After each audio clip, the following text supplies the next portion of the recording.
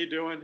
Um, Certain players around the league over the last few days have been speaking out about still being uncertain, being on the fence about this season. You have seemed very openly all in for a while now about your desire to get going and play. Now that you've been here for a few days, what has your level of comfort been with the protocols, and how are you feeling about the prospects for this season? Oh, I mean, I feel great about the protocols here in New York. I feel like this is a city that's affected a lot and by this whole thing more than other places. And I feel like here, especially here at Citi Field, the protocols have been very regimented, and it's this whole process has been actually awesome because we're getting tested every other day. We're getting the test results prompt and quick, and that's what we need to keep guys healthy and on the field. And I feel safe. Everybody everybody's like setup is at least, I would say it's way more than 6 feet. I'd say probably everyone's close to 10 feet away at all times. A lot of the guys have been great with the mask, and I feel like as a whole organization, we're taking this thing very seriously because at the end of the day, if guys aren't healthy and they're sick, we're not going to be able to even play. So in order for us to have a season and play, we need to have a collective effort of being conscious of and health conscious of what's going on here. So everyone here, we want to play, and we're taking all the necessary precautions. And guys from the office, the staff, and guys in the clubhouse, this is a serious matter, and we're taking the right steps in order to play. Pete, all that being said, like I said earlier, you've been someone who's been so vocal about how much you missed the game, how excited you were to get back on the field and playing.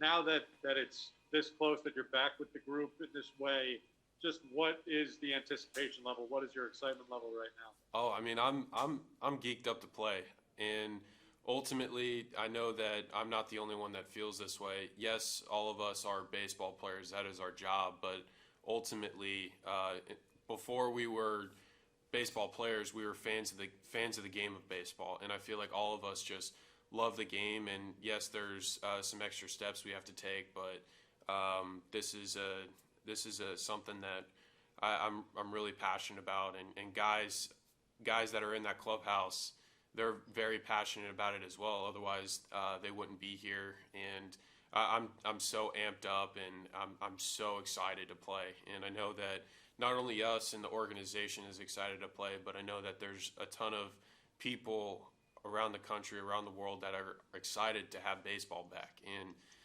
it's awesome. This is awesome. It's a very historical season. There's no season that's been like this before, and right now, I guess in a weird way, we're part of history. So it's different for sure. It's not ideal, but I'm just so happy, so happy that we're finally back and we're playing baseball. Our next question is from Tony DeComo. Hey, Pete. Along those lines, as someone who, so obviously last year fed off the crowd and the energy, especially when you guys got hot in August, how do you kind of guard against, not having your A game when you're going to be playing in front of empty stands? Well, for me, I know that every single New York Met fan is going to be watching at home. I mean, every time we play a game, yes, there's people in the stands, whether it be packed house or like a slow midweek game. There's still so many other people that are watching at home. Like, you can have like hundreds of thousands of people putting a smile on their face every single night. And now with I think we're going to be one of the first sports back, and I'm just so excited because every time Jake goes out there and strikes out the side, or Mike or JD or Nims makes a diving play and makes a diving catch, or every time Ces, when he hits a go-ahead home run, that's going to make so many people happy. And I feel like right now, as a whole, I feel like people need kind of something to lean on to help cope. So I'm really excited that we're going to be able to get back, and be able to put smiles on some fans' faces and just play the game we love. Thank you.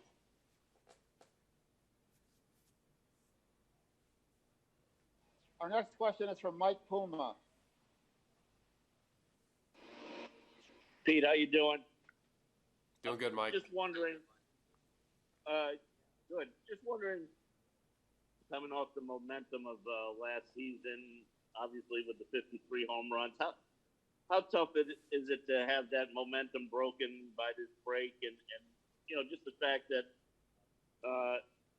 you got 60 games here. I mean, you could have a good season within that realm, but at the end of the day, you're going to look up and you're not going to be able to, make a chase at the kind of season you had last year. Well, I think that's incorrect. I think that no momentum has stopped. It's just a longer waiting period. But the whole goal of this thing is to win a World Series, to win a championship, and just because it's a smaller sample size doesn't mean that it's not that same type of season. I mean, I just want to have the highest impact as I possibly can. And this 60-game season, I'm so prepared for this because during this time I was hitting, fielding, and lifting. I was getting my body right, and I'm ready. And regarding the schedule wise, I mean, I played 55, 60 game seasons in college. Every pitch is just going to matter a little bit more because it's a smaller sample size, but every out, every pitch, the weight, I know kind of, I know it was, and you can't necessarily compare college to the big leagues, but necessarily in order to accomplish your goal, each pitch, each out means so much more. And I've been in that type of environment before, and I'm ready. I know how it's going to be like, and we got plenty of other guys on this team that have played college baseball as well, and those guys understand. And I feel like there's going to be a sense of urgency, and all of us feel that, and we know what we have to do to be the last team standing. And also, I mean, was there any point during this whole thing where you wondered if we'd get here to this where we are now playing spring training? Did you think maybe there wouldn't be a season? That's a good question. I think during this off season, it was. I mean, I was just like everybody else. I didn't know what to think. There was a lot of information out there on both sides, and for me, I just wanted to take every single day at a time because I didn't know what developments were going to happen. It's just I felt like I was in kind of like this gray area where I was just waiting, wanting, wishing, and waiting, and then finally baseball came back and we're here now. So I'm very excited, and for me, I didn't think that there wasn't going to be season, but I wanted to prepare myself for when we were to get the call, and physically I feel great, and now I just need to see some pitching, take some reps, and get ready for this 60-game grinder. Our next question is from Dave Lennon. Hey, Pete. Hope the family's doing well. Thank you. Yours as well. Yeah, thanks. Pete, a big part of your game is the fun part, right? I mean, last year there was a chest bump with Noah. There are a few shirts coming off after walk-off wins. How tough is that going to be for you to kind of rein that in? I mean, because you are supposed to keep distance during games. No high fives. A lot of the emotion and a lot of the chemistry with your young group seem to kind of power you guys a little bit. Well, I know we're not going to be able to do the chest bumps, the pregame handshake rituals, and the ripping shirts off after walk-off wins, but we'll figure something out. I mean, we have a really good chemistry. We got some good things going in the clubhouse, and we'll figure something out. Because we got a pretty awesome group of guys. We got a fun group of guys, but I don't know. You'll see some pretty fun antics during the season. We don't know what yet, but it's got to just kind of come out naturally. So we'll cross that bridge when we get there. And one other thing, Pete, just kind of on the chemistry thing, are you guys, as a young group and know, what you're playing for, are you guys going to do a good job kind of policing each other or just kind of staying accountable to make sure everybody, stays safe and kind of keeps the eye on the ball, sort of? Oh, absolutely. I mean, this is something that, yes, we're here. We're here to do a job. We're here trying to win, trying to not just get better get our own game better, but we're trying to help the team win. This is a team sport. And also, like, every day when guys leave the field, like, some guys have girlfriends, fiancés, wives, kids that they go home to. So that's a part of the accountability and responsibility of the protocols and all the protocols and how the guys have been acting. It's like all of us understand that we have families that we go back to when we shower up and leave the locker room and when we take the uniform off, because all of us have families and we're regular people once the uniform comes off, and we don't want to because if something were to happen, like, because that could affect their family, and that's not it. Like, we care about each other, and again, ultimately it's about safety. Like, I feel like if we're safe and we create a good environment, then good things are going to happen.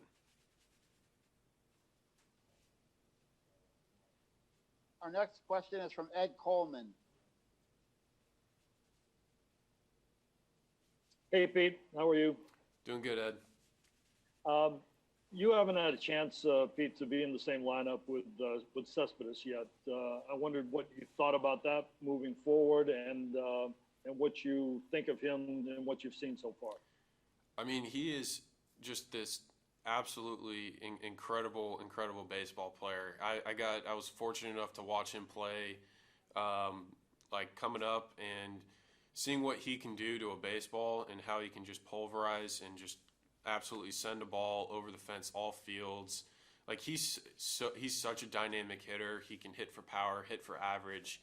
Like, he's a great baseball player, and that's a hell of a bat to have in a lineup. So I mean, that's just advantage us.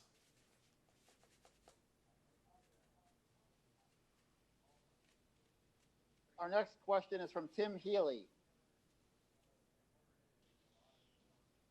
Hey, Pete, I was just curious about some specifics about the hiatus and what you were able to do workout-wise, baseball activity-wise during that time, and whether you had anybody with you or if you ended up dropping weight, putting on muscle, or anything that you maybe didn't expect during that time. No, I stayed about as ready as possible. I took ground balls, I threw, I hit. I got to face some live pitching with some guys in Tampa. I feel strong. I feel like my body's just ultra prepared for this sprint. So putting on as much muscle as possible is good, and just staying in good shape. And I feel like I coming into camp, I feel like I built my body up for a very intense season. I feel built up and ready to go. Our next question is from Justin Toscano. Hey, Pete, how's it going? I was just wondering, being around JD last year, what do you think really led to his breakout season? What were the specific things you saw him do to put himself in that position? Well, there's a lot of things that attributed to his successful season last year. JD is just an incredible worker. He's a great teammate, and his attitude is infectious. He has a great attitude, and if you combine those things together, that's conducive for having a good season. But also, I know that he was kind of flying under the radar in Houston, and when he came here, he earned his way in the lineup on a consistent basis, and he capitalized on his opportunity. And once he had a great sample size of at-bats, which he didn't have over there, like once he came over here and the Mets believed in him and got him over here for a good chance, I mean, he did everything he could, and he deserves, I mean, kudos to him. He did everything he could in his willpower. Like, he's always in the video room, always studying opponents. Like that man creates his own scouting reports. He does an absolutely incredible job doing his homework, trying to dissect the opposing pitchers, and also man can hit. And he looks in tremendous shape coming into summer camp, and I think he's poised for another hell of a year. Our next question is from Annie Martino. Hi, Pete. Nice to see you. You had, when everybody was away, you had put yourself out there with a thoughtful Instagram post following the death of George Floyd, where you spoke to some awareness that you were developing based on that situation. I'm wondering, now that you're back with your teammates and in the league, as somebody who said now you want to be an ally to teammates of color, how do you think that can play out in a clubhouse over the course of the season? I know guys are really wrapped up in doing their jobs and just playing the game, but do you think there are ways that a clubhouse could be different to be more progressive in that way now that this has all happened? Well, for me, what happened to George Floyd is it's so incredibly tragic and just unacceptable. And because for me, I have friends of all type of races being in the game of baseball. Like, there's a ton of Latino guys, like African American guys, like, and seeing what happened to George Floyd, like, he, from what I understand, is that he's a family man. He's a really good guy, and for me, that could be any one of my teammates, and that could happen to one of my teammates. And like talking with Don Smith and Marcus, and then also one of my best friends in professional baseball, Justin Dunn, talking with those guys, educating myself on the matter, is that could happen to anybody because they face prejudices like throughout their entire life, and I want to educate myself and be there for them when things get tough, and I want to help spread awareness, and I stand by them because they're my friends and they're my teammates, and I'd run through a wall for those guys. So, and they're great people, and they don't deserve that. Our next question is from Mike Vaccaro. Hey, Pete, I'm curious what went through your mind the first time you took a couple of swings here again and launching a few balls into the far reaches of Citi Field?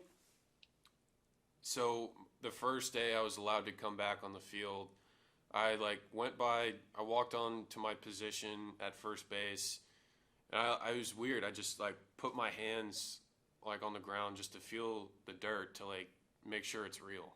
And just being here and being able to do and just play baseball, just do my job.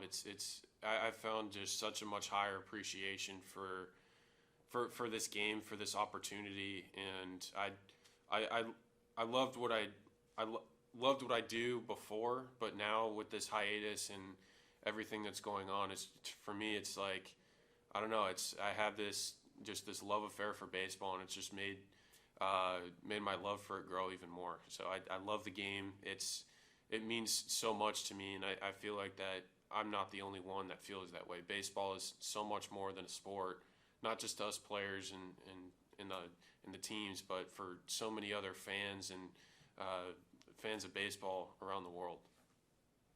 So it's tremendous to be back. Our next question is from Tim Britton. Hey, Pete, good to see you.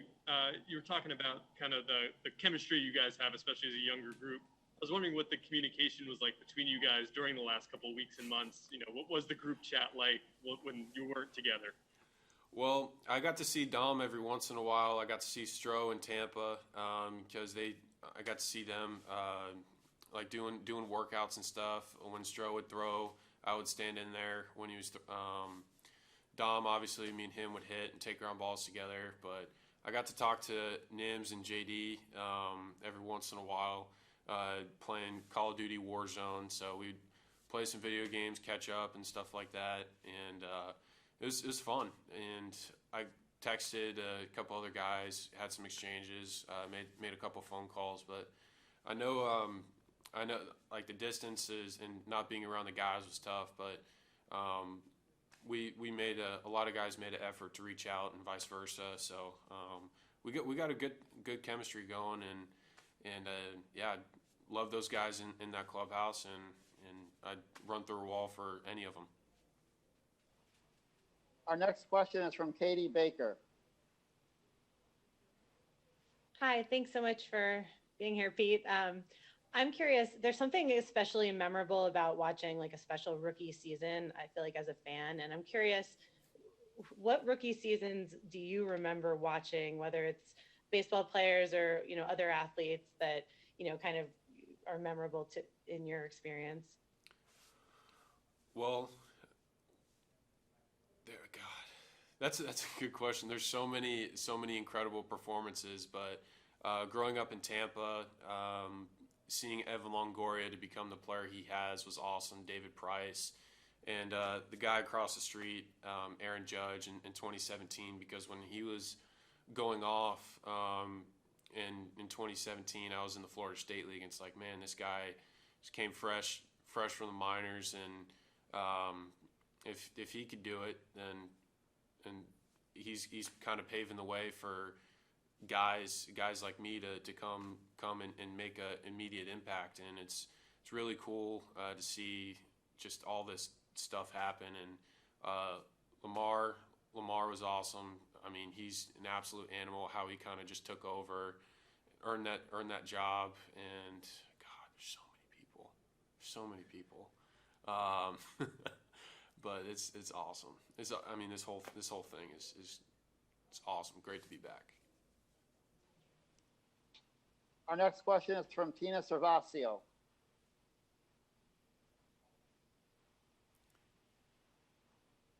I can't hear you. You're on mute. Tina, your line is open. Ethan, I think she's on mute. Yeah. 1, 2, 3. Can you guys hear me? Yeah, there we go.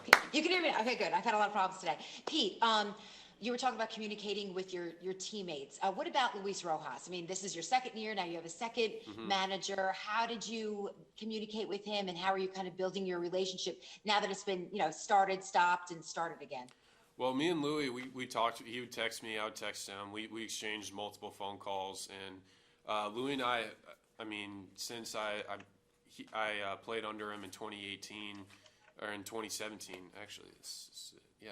So I played with him under him 2017, 2018. So we have a really good relationship going into this thing.